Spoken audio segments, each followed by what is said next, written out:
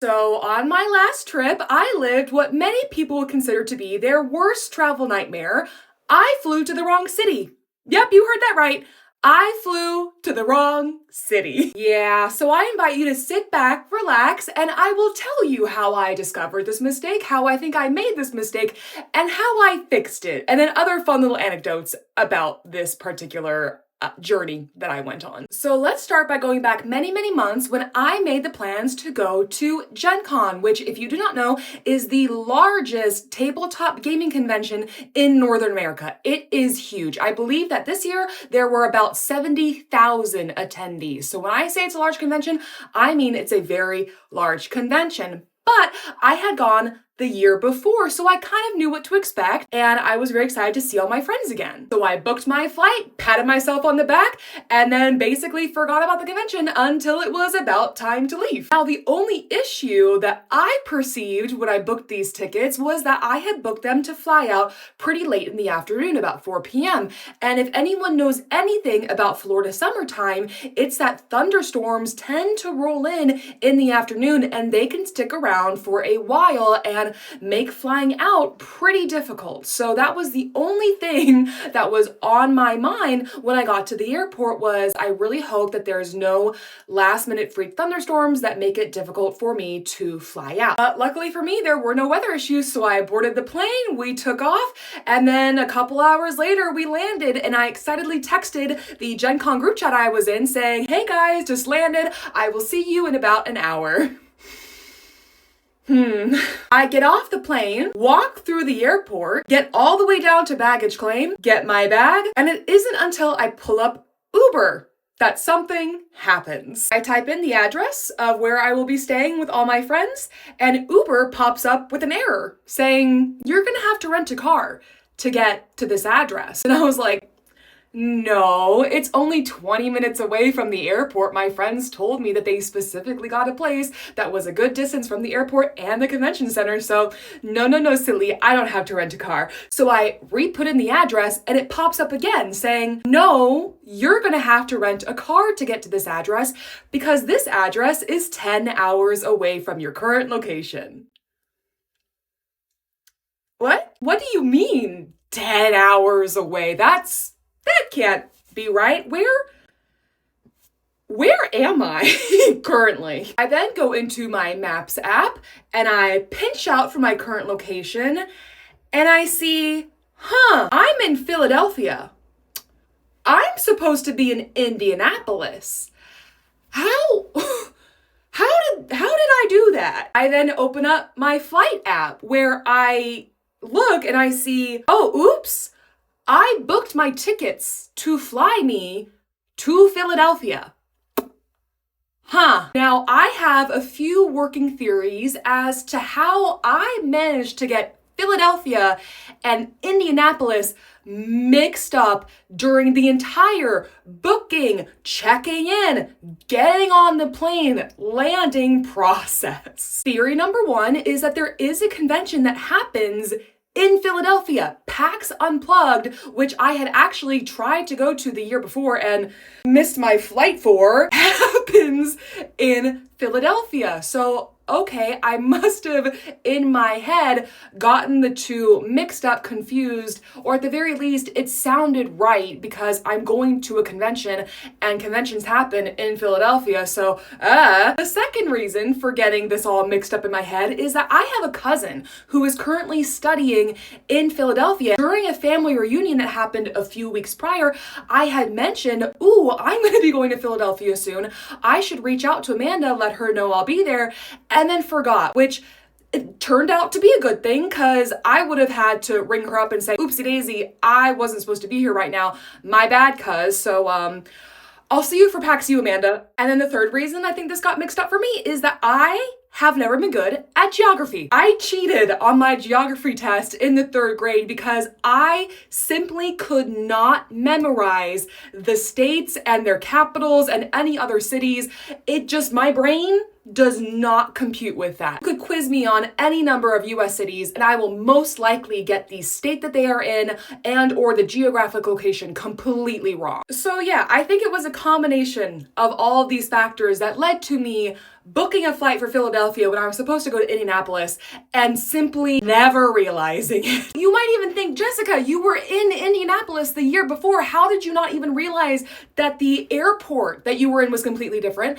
And to that, I say, it's an airport. They all kind of look the same. Now, once I realized I had flown to the wrong city, instead of being panicked or beating myself up for my mistake, I found it all just kind of hilarious. It's like, oh, wow, I messed up bad, huh? Oops. And I text all my friends who are waiting, thinking I'll be there in like 40 minutes. Hey, oops, flew to the wrong city, LOL. But while I'm thinking, oh, hee hee ha ha, this is such a crazy mistake, let me go see what I can do to fix it, unbeknownst to me, all of my friends are low-key kind of freaking out. Oh my baby. So I wasn't going to record anything else today, but we've just had a bit of news. Lexi is very sad that we're finding out. Hey, what's up, Lexi? Oh, poor girl. A member of our traveling party of our adventurers for Gen Con may have booked a wrong flight to the wrong city. So they'll be appearing at some other point in time. I appreciate that some of my friends actually sent me listings of the next day available flights that they were able to find, but thankfully I had already done my own Googling and I saw that there was a flight that would get me to Indianapolis that was leaving in about an hour and a half. So I walked over to the help desk for that airline and I walked up to the two ladies who were just kind of hanging out and chatting because the airport was dead. It was like 6:30 p.m. on a Wednesday. So I walk up to them and I say, hey ladies, I'm supposed to be in Indianapolis and I flew into Philadelphia. And they both were like, oh? And I was just like, yeah, but I do see that you guys have a flight that leaves out in a little bit. I do see it sold out.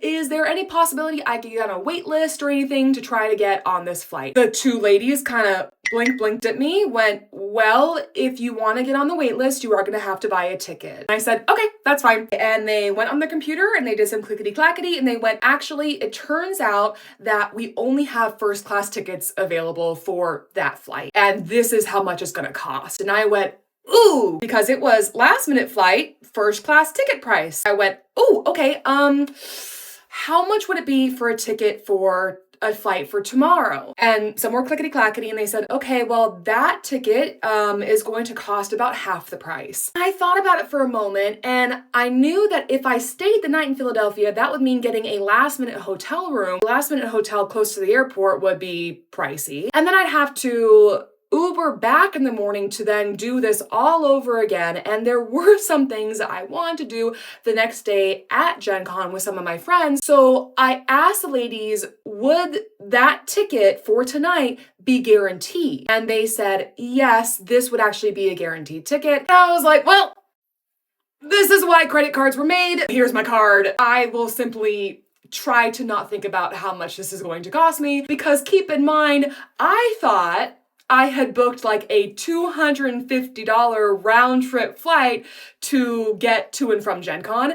And now not only was I eating the cost of the flight back and forth, but I was now paying out the wazoo for a flight to get me to my final destination. But you know, it is what it is. It's a learning moment. And again, thank goodness for credit cards. So I got the ticket, said, thank you very much, zoomed my way through TSA into my gate, and then texted all my friends, hey, I'll see you around midnight. Now, understandably, at this point, the group chat is absolutely going off. I have some friends who are still freaking out on my behalf. I have other friends who are laughing and also saying, sorry, we're trying not to laugh. And I fully message them and I'm like, no, please laugh. This is ridiculous. This is so funny. I can't believe that I've done this, but thankfully, if this would happen to anyone, I'm kind of thankful it happened to me because I have so many years of travel under my belt that this really genuinely did not freak me out. I want to give a big shout out to my bonus mom here because I think another reason that I wasn't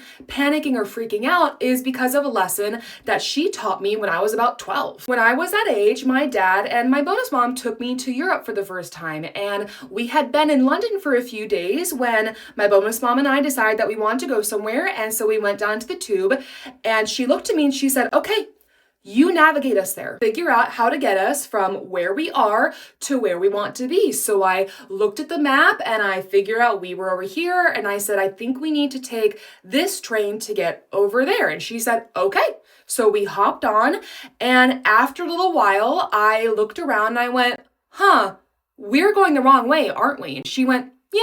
And I said, okay, we should probably get out and turn around. She said, good plan. So I really do think it was that attitude of, oh, we just need to get out and turn around that helped me with this particular situation. I realized I flew to the wrong airport, so I just needed to fly to the right one. Easy as that. So I boarded the first plane, had my layover, and then boarded the second one and finally landed in Indianapolis approximately 7 hours after I was supposed to be landing there in the first place. And once I got my bag, I pulled up the Uber app and oh, would you looky there, my destination is only 20 minutes away. Thank goodness. So I hopped in the Uber, got to the place that all my friends were staying, and Lexi, Wes, and Grace had all very sweetly waited up so that way they could make sure I got there safe and gave me nice big hugs when I got in, which was very much needed after that whole adventure. And then hilariously, this story became my icebreaker / tension diffuser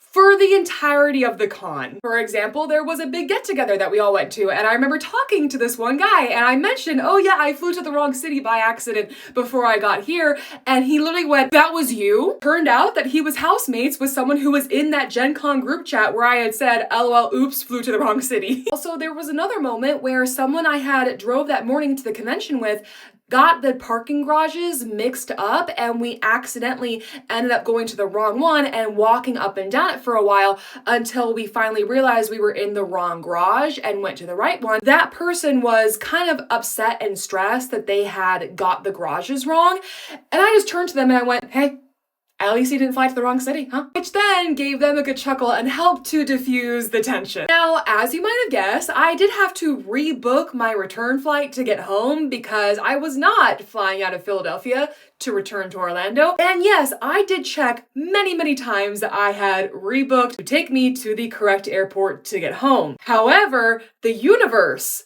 almost did something really funny. Do you remember when I told you about those pesky Florida thunderstorms and how they like to mess with flights? Well, about 45 minutes before we're supposed to land in Orlando, our captain comes on and says, hey guys, MCO is closed due to a massive thunderstorm that is currently sitting over the airport.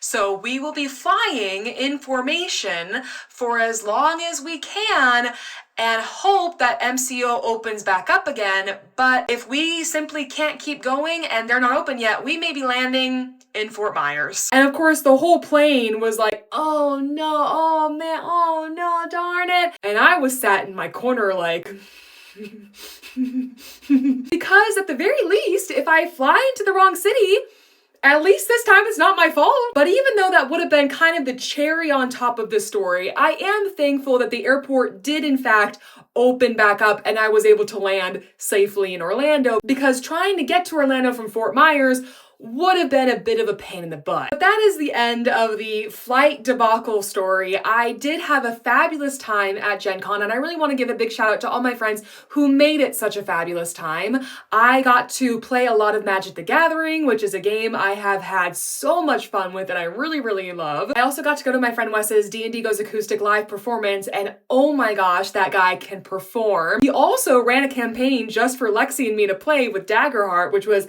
a ton of fun too. And at the convention, I got some amazing pieces of art, including some of my absolute favorite Ghibli scenes, like, oh, look how beautiful they are. And my absolute favorite purchase from Smoking Glue Guns, shout out Whitney, I got her Kevin dice, which is a mimic. Look at how cool this is. And Whitney did ask if I wanted the 1 to be on the mouth or if I wanted the 20. And I said, of course, it's gotta be the 1. Because you roll this and you have a mimic staring up at you about to take a chomp out of you. That's a 1. You have failed. So all of these artists and my amazingly talented friends will be linked below. Please go check them out and show them some love. And if you would like early access to my videos and some behind the scenes and or blooper content, please go check out my Patreon if that's something that interests you. But again, thank you so much for watching this video. I hope you enjoyed this crazy story, and I'll see you in the next one. Take care. Bye!